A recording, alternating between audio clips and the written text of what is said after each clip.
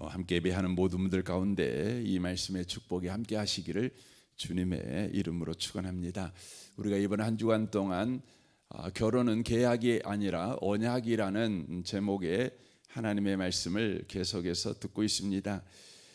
이 본문 31절에도 그 부분을 명확하게 하고 있습니다. 그러므로 사람이 부모를 떠나 그의 아내와 합하여 그 둘이 한 육체가 될지니라고 말씀합니다.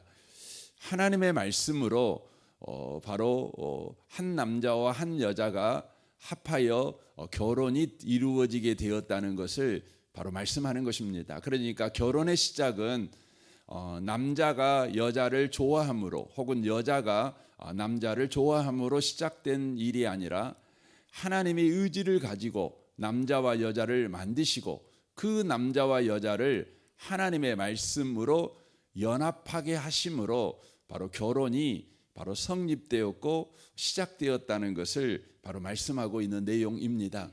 이는 결혼이라고 하는 것은 인간이 삶을 살아오면서 결혼함으로 인하여 우리가 서로 보호받고 종족을 더 번식할 수 있겠구나라는 사회적 합의가 만들어낸 제도가 아니라는 것입니다.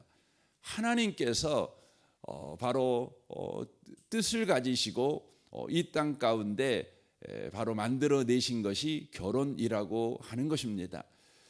그것은 하나님의 뜻인데 그 하나님의 뜻이 무엇입니까?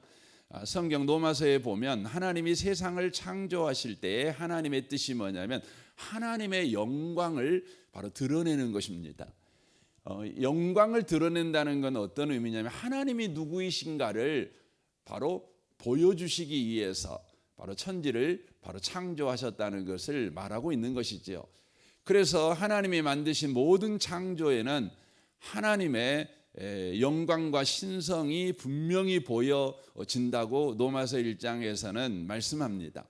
하나님이 누구이신가? 하나님이 어떤 능력을 가지고 계신가? 하나님이 어떤 성품을 가지고 계신 분이신가? 이것이 바로 하나님이 만드신 모든 피조 세계 가운데 분명하게 드러나게 만드셨다고 하는 것이죠. 그러나 인간이 죄를 지음으로 말미암아 모든 자연 만물을 통해서 하나님의 어떠하심을 보는 자가 아니라 그것을 애곡하는 바로 문제가 생기게 되었다고 하는 것이죠. 그래서 하나님을 감사하지도 않고 하나님께 영광을 돌리는 일도 하지 않는, 도리어 자연 만물을 신으로 숭배하는, 자연 만물에게 복을 비는 그런 어리석은 행위를 하는 인생이 되어버렸다, 이렇게 이야기를 하고 있는 것입니다. 이 만드신 것 안에 결혼도 포함되는 것입니다. 그러므로 결혼이라고 하는 것은 하나님께서 하나님의 영광을 위하여 의지를 가지고 바로 창조한 창조물이라고 하는 것입니다. 하나님의 창조물이라고 하는 것입니다. 인간의 창작물이 아니라는 것입니다. 그러므로 여러분의 결혼 생활이 바로 바르게 되고 여러분의 결혼 생활이 아름답게 되고 여러분의 결혼 생활이 복되게 되려면 여러분이 많은 생각을 통해서 여러분의 결혼 생활을 그렇게 만들려고 하는 것이 아니라 결혼을 창조하신 하나님 앞에 가서 물어보는 것이 더 중요한 것입니다. 하나님이 창조한 이 결혼 생활, 어떻게 하면 아름다운 결혼 생활이 될 수 있는 겁니까? 복된 결혼 생활이 될 수 있는 것입니까? 가치가 있고 의미가 있으며 또한 놀라운 것들이 바로 가득한 결혼 생활이 될 수 있는 것입니까? 하고 하나님께 물어봐야 되는 것입니다. 감사하고 감사한 것은 하나님께서는 저와 여러분이 이런 생각을 가지고 하나님께 물어볼 줄 아시고 하나님께서 미리 우리에게 계시하셨습니다. 대답하셨습니다. 그것이 뭡니까? 그것이 성경책이라는 것이죠. 그래서 우리가 성경을 가까이 해야 되는 이유가 뭐냐면 바로 하나님의 대답을 듣기 위해서 바로 우리가 성경을 가까이 해야 되는 것입니다. 그래서 여러분 성경 읽기를 할 때 굉장히 중요한 태도 중에 하나가 뭐냐면 하나님에게 질문함으로 여러분 성경을 읽는 것이 굉장히 중요합니다. 질문해 보는 것입니다. 하나님, 저에게 이런 문제가 있는데 하나님은 저에게 어떻게 대답하시렵니까? 오늘 성경을 통해 무엇이라고 저에게 대답해 주시겠습니까? 이런 태도를 가지고 읽으신다면 여러분 성경 읽기가 굉장히 흥미진진할 것입니다. 여러분은 과연 성경을 읽다가 하나님의 말씀을 듣게 될 것입니다. 하나님을 여러분이 만나시게 될 것이죠. 식탁 앞에서 차를 하나 놓고 여러분 간식을 먹으면서 누군가하고 도란도란 이야기하듯이 성경 읽기가 바로 그런 만남의 시간, 안식의 시간, 참 그 흥미진진한 즐거운 시간이 되어지는 은혜가 있게 될 거라고 하는 것입니다. 하나님께서는 결혼을 창조하셨습니다. 그런데 그 창조한 결혼의 목적이 뭐냐면 하나님이 누구이신가를 바로 드러내시기 위해서라고 하는 것입니다. 하나님이 누구신가? 이걸 드러내시는 것이죠. 그래서 여러분 결혼 생활을 여러분이 해갈 때 여러분이 기대하고 또 소원을 가져야 되는 건 뭐냐면 우리가 결혼 생활에서 집 사고 아이들 잘 키우고 이런 것들이 있을 수 있습니다. 그러나 이것들은 궁극적인 목적은 아닙니다. 궁극적인 목적은 뭐냐면 하나님이 누구이신가를 저와 여러분이 알아가는 것입니다. 결혼 생활을 통해서 알아가는 것입니다. 그런 목적으로 하나님께서 우리에게 결혼 생활을 해주셨다는 것이죠. 그래서 여러분 결혼 생활이라고 하는 것은 하면 할수록 하나님이 누구이신가를 더 경험을 통해 알아가는 것입니다.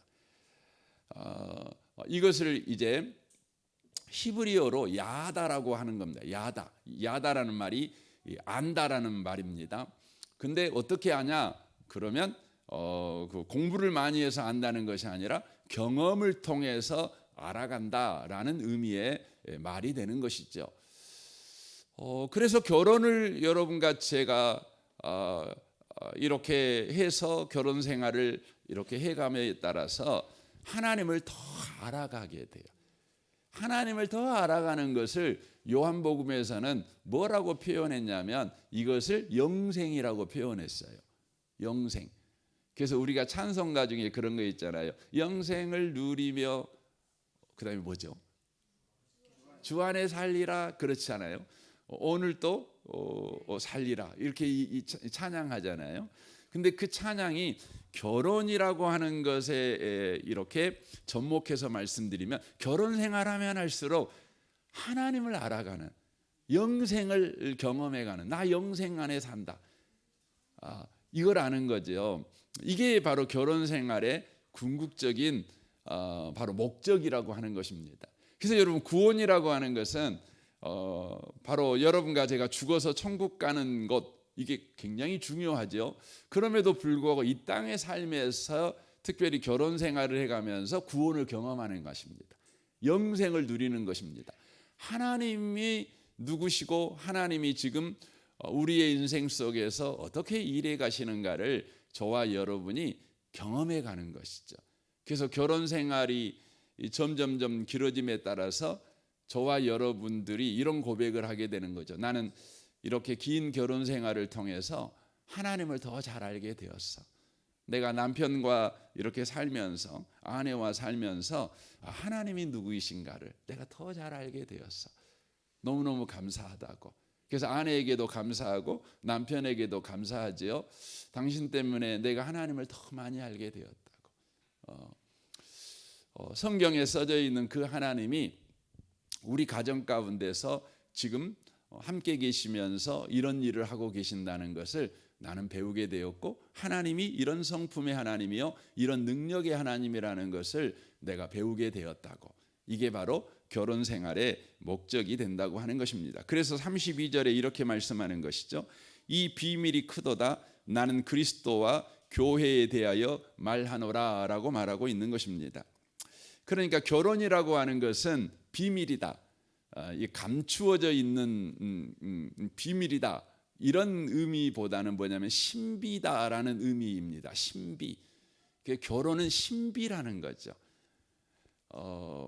왜 신비냐면 좀 전에 말씀드렸던 같이 결혼은 그냥 신랑과 신부가 서로 동거하면서 아웅다웅 그렇게 인생을 살아가는 것이 다가 아닌, 그래서 서로 마음에 안 맞으면 상처받고 서로 좋으면 또 행복하고 또 상처받고 행복하고, 그래서 결혼 생활이 그냥 깊은 산 높은 산 깊은 골짜기가 있는, 그래서 결혼 생활이 생각하면 험해요.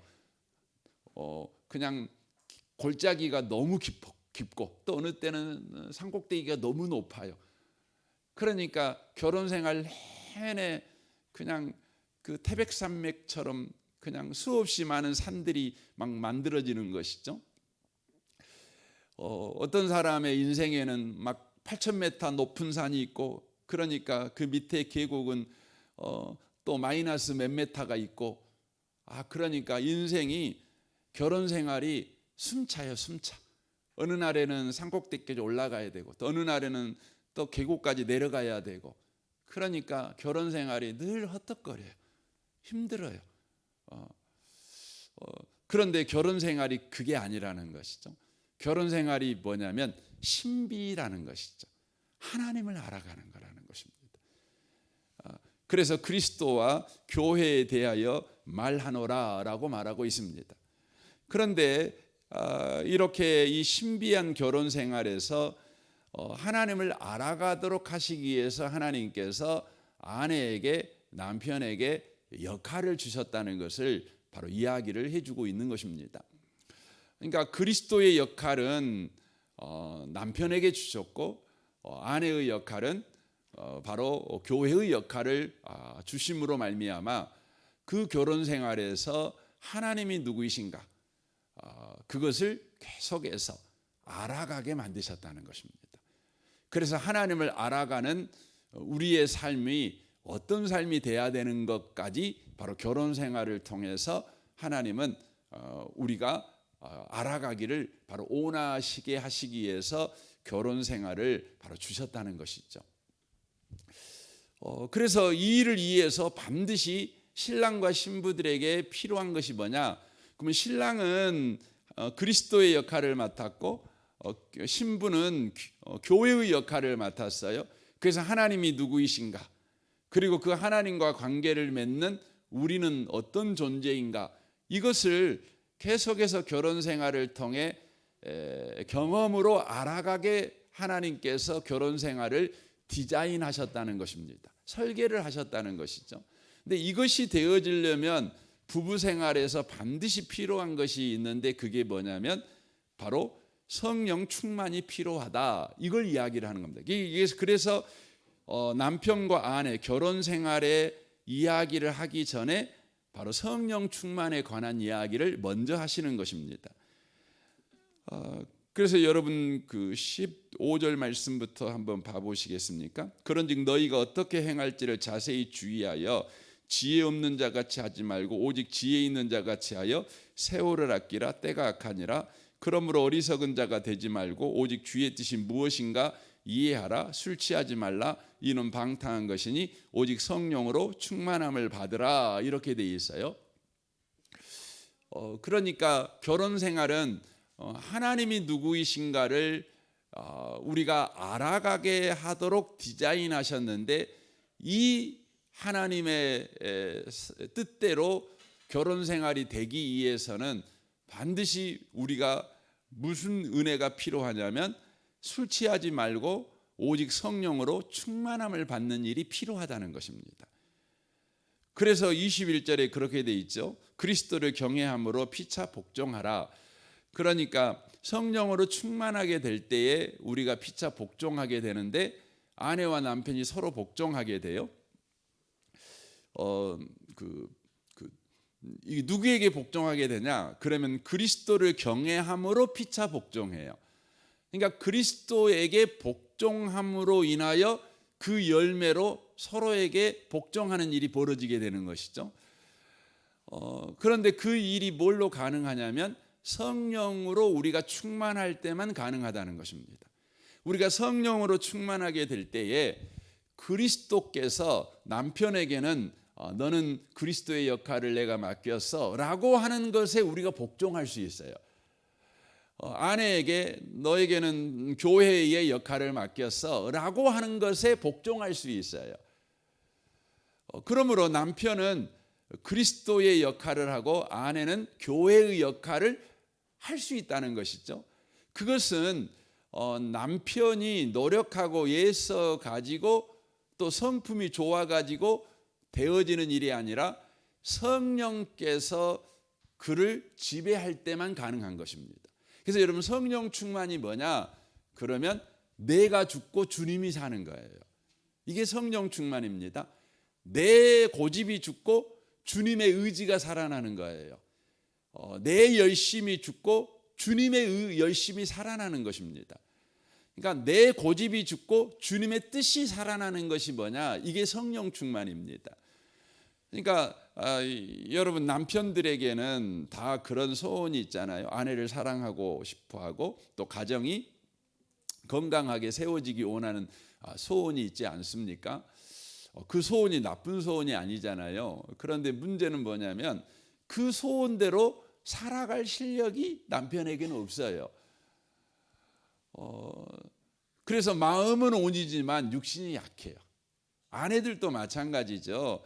아내들도 참 그 다정다감한 가정을 만들기를 원하고 늘 웃음이 있는 가정이 되기를 원하고 늘 이렇게 안아주는 가정이 되기를 원하는 소원이 다 있잖아요. 뭐 그런 소원이 없는 여자분이 어디가 있겠습니까? 그런 소원이 다 있지요. 그러나 소원대로 할 실력이 사실은 없어요. 그러니까 늘 화내놓고 후회하지요. 그 베드로처럼 그 마음은 그렇게 안 살고 싶은데 그 몸이 약해갖고 육신이 약해가지고 예수님 3번 부인하고 다구니까 그냥 막 또 우는 거 아닙니까? 또 우는 거죠. 그러니까 여러분, 남자나 여자나 소원은 있지만 소원대로 못 사는 그런 연약함 때문에 덜 후회하고 울고 늘 그러잖아요. 그렇죠. 그래서 여러분, TV 같은 거 보면은 그 사람의 이면에 관해서 이렇게 나올 때 항상 저 사람은 화밖에 못 낸 줄 알았더니 화밖에 못 내는 이유가 뭐냐면 그렇게 못 사는 것 때문에 그런 짠함이 있잖아요. 그래서 화내는 사람은 알고 보면 참 짠한 사람이잖아요. 막 폭력을 휘두르고 사는 사람들을 알고 보면 참 불쌍한 사람들이잖아요. 소원은 있지만 그렇게 해낼 실력이 없으니까 그냥 자기에게 있는 것 갖고 그냥 표현하는 거죠. 그것이 분노고 폭력이고 막 욕이고 더 거칠고 막말하고 막 그러는 거 아니겠습니까? 마음은 아닌데.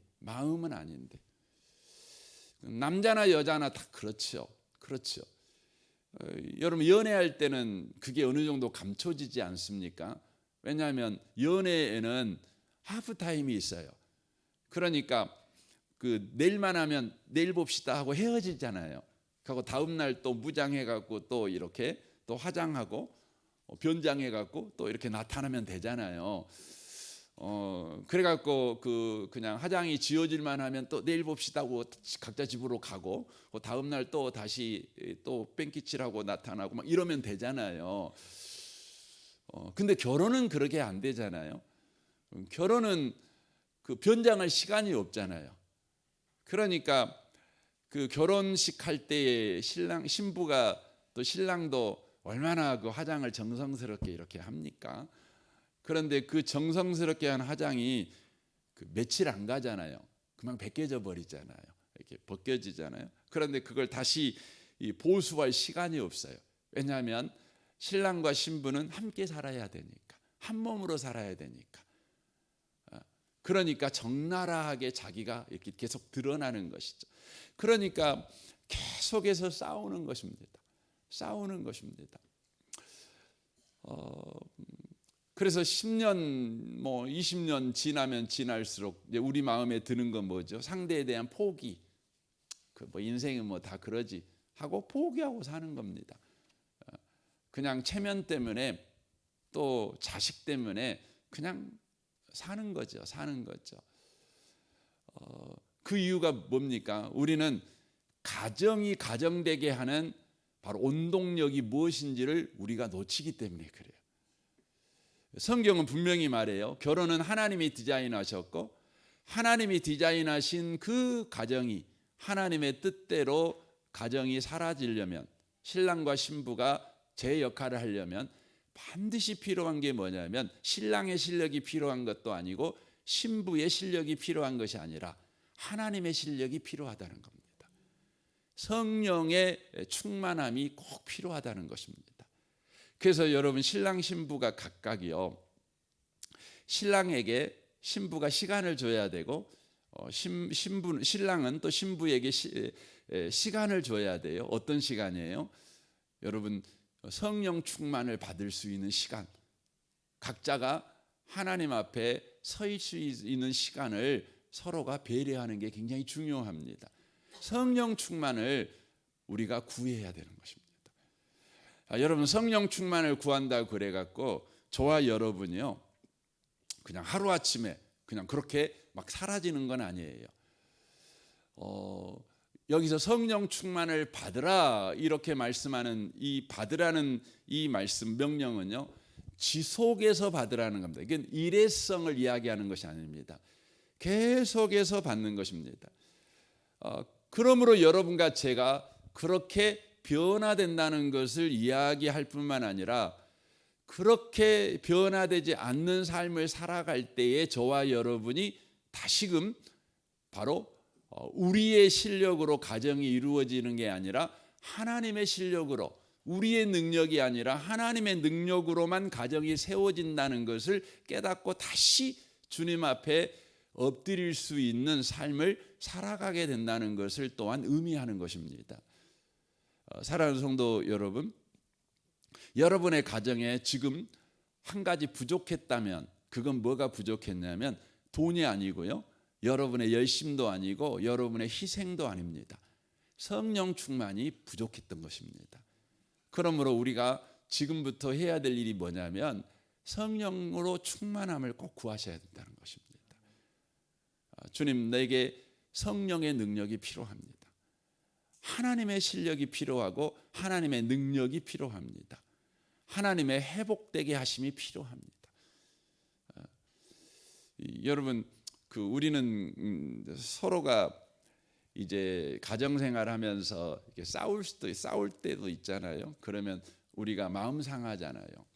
그래, 마음 상하면 각자가 그 마음 상하는 것을 단돌이 하는 시간이 필요하고 그 단돌이 하는 방법들이 또 각자가 있잖아요. 어떤 분은 그냥 말도 안 하고 한 2, 3일 정도 그냥 인상쓰고 사는 거죠. 또 어떤 사람은 당장 집 나가 버리는 거예요.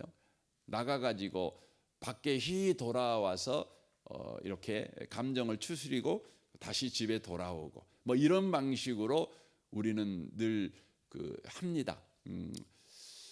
그게 우리 실력이죠.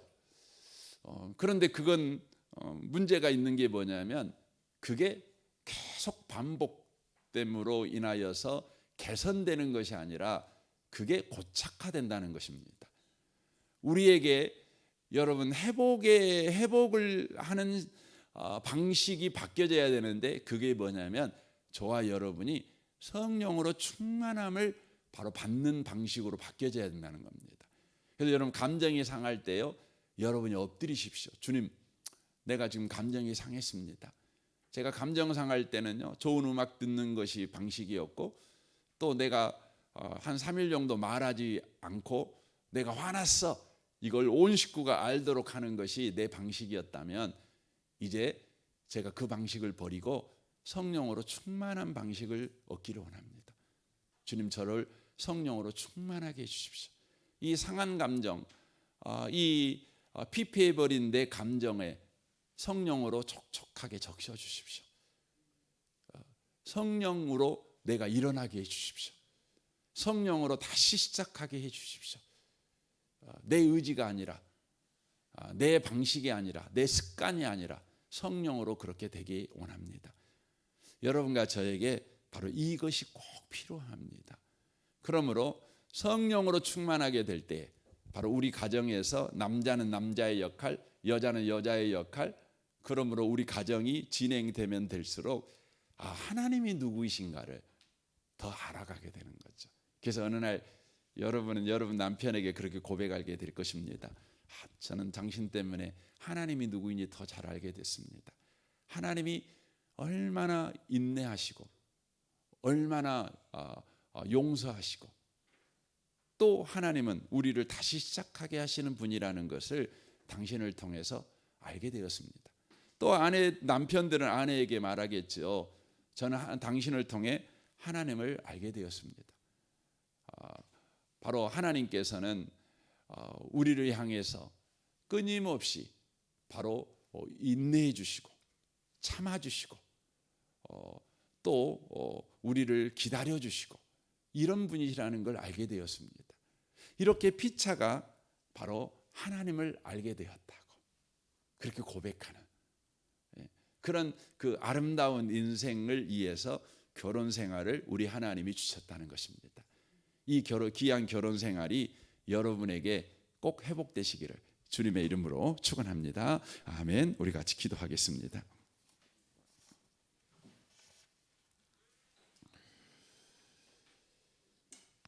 오늘 말씀을 우리 생각하면서 주님, 하나님이 디자인하신 그 결혼 생활, 하나님의 의지로, 하나님의 뜻으로, 또 하나님의 열심으로, 하나님의 언약으로 시작된 이 결혼 생활이 계속해서 성령 충만함으로 하나님의 뜻하신 목적이 이루어지는 우리의 결혼 생활 되게 해 주옵소서. 여러분 이를 위해서 여러분 기도하시면 좋겠습니다.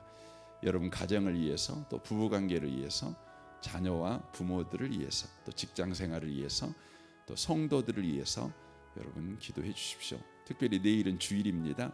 우리 주일 예배를 위해서 여러분 기도할 때에 여러분 각자가 주일 예배를 통해서 하나님의 압도적인 임재를 경험하는 예배가 되도록 찬양할 때, 기도할 때에 또 말씀 드릴 때마다 주님을 경험하는 그런 귀한 시간이 되도록 여러분 기도해 주시면 좋겠습니다. 무엇보다도 고도의 영적 집중력이 우리 가운데 회복되어지는 예배가 되도록 여러분 기도해 주십시오. 또 샤인 코스가 내일 계속되는데 이를 위해 기도해 주시고 또 제자 훈련과 필리핀 단기 선교를 위해서도 기도해 주십시오. 이 나라를 위해서, 이 민족을 위해서, 또 북한과 열방을 위해서, 또 선교사님들을 위해서도 여러분 기도해 주십시오. 우리 통성으로 이 아침에 우리 기도하기를 원합니다. 기도하겠습니다.